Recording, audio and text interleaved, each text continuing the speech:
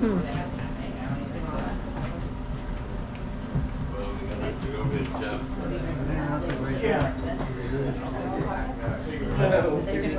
My darling. Oh, that's good.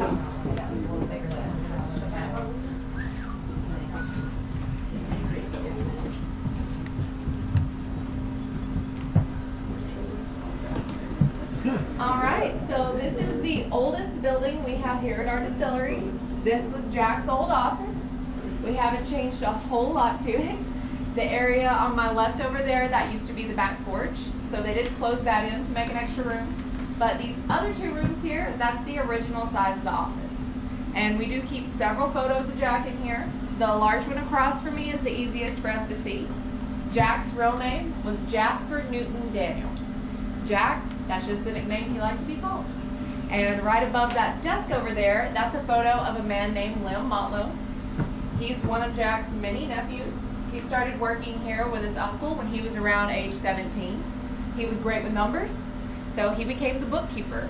He was also the one that came to work early every morning. He would sit up and unlock everything here in the office before his Uncle Jack would come to work for the day.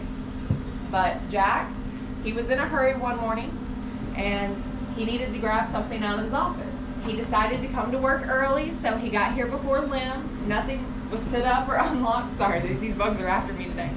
Nothing was sit up or unlocked like Jack was used to. He just needed to grab something out of that safe right there. And this is Jack's original safe. Now, for whatever reason, Jack could not get his own safe open that morning. This made him so frustrated that he reared back and kicked it as hard as he could. That broke his big toe. I don't think he realized it was broken at first. He eventually got what he needed out of the safe, went on with his day.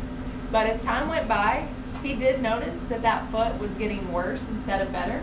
But stories say Jack was a pretty stubborn man. He just bought a cane and continued to walk around on that foot. By the time he finally made it to a doctor, he had waited so long that gangrene had set in. So they actually had to amputate his toe, his foot. They did more amputations over the years as it spread. They eventually made it all the way up to his hip, just trying to save Jack's life. But in 1911, when Jack was around age 61, he did end up dying due to complications from kicking that safe right there. No way.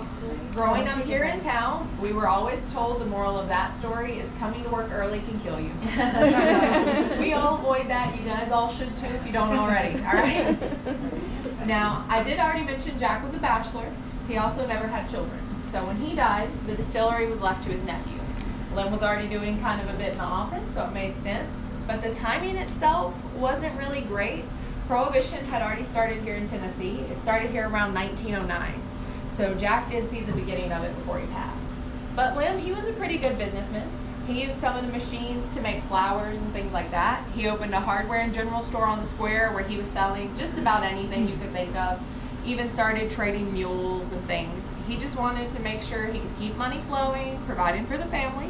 He also wanted to make sure that that water source there stayed right here in the family. He did believe they would eventually need it again to make whiskey here.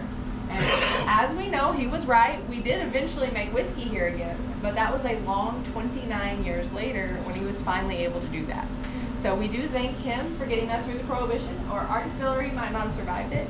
In his honor, they do still have the Lynchburg Hardware and General Store on the town square, but today they use the inside for the official gift shop. And Lim, he passed away in 1947. He left the distillery to his 4 sons here.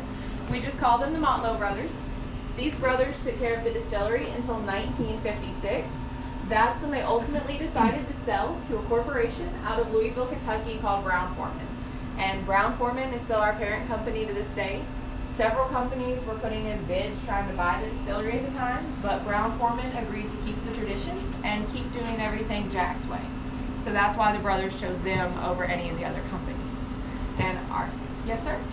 I have a bottle of Jack Daniel's spring water.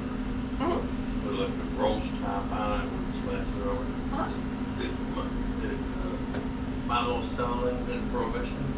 So for spring water, I'm not sure exactly how long they bottled and sold that, but I know that they stopped doing that sometime around the 90s. So they did that for a while if they did that back then. It wasn't just prohibition time. Right, they did that for quite some time. And then I think, you know, having a separate area to like bottle water and things like that, when we're kind of focused on making whiskey, that was probably a little too much if you ask me, but. Now, our next stop is gonna be over in production.